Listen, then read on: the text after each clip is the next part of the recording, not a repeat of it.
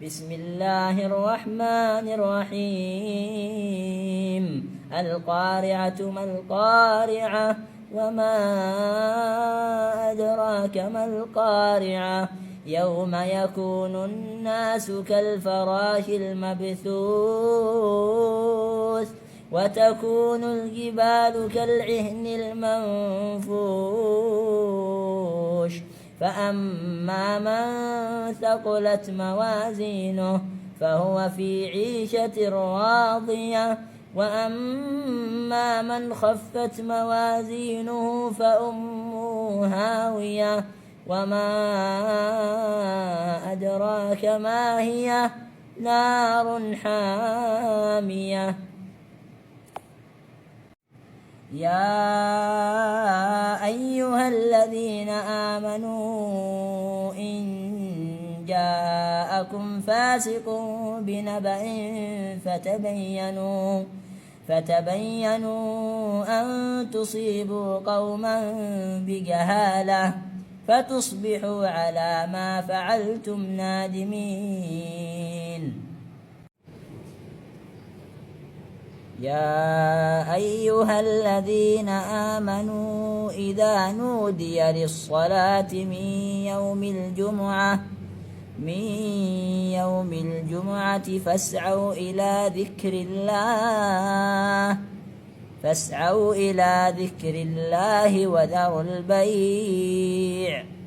ذلكم خير لكم إن كنتم تعلمون فإذا قضيت الصلاة فانتشروا في الأرض وابتغوا من فضل الله واذكروا الله كثيرا لعلكم تفلحون وإذا رأوا تجارة أو لهوا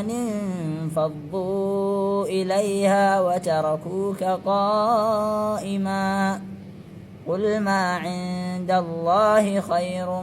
من اللهو ومن التجارة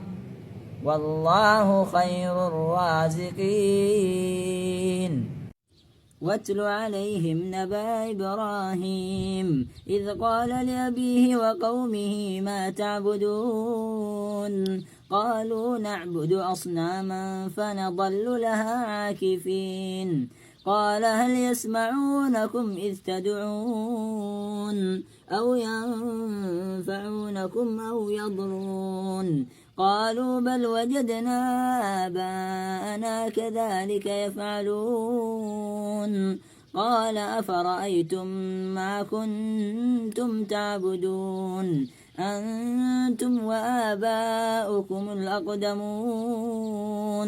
فإنهم عدو لي إلا رب العالمين الذي خلقني فهو يهدين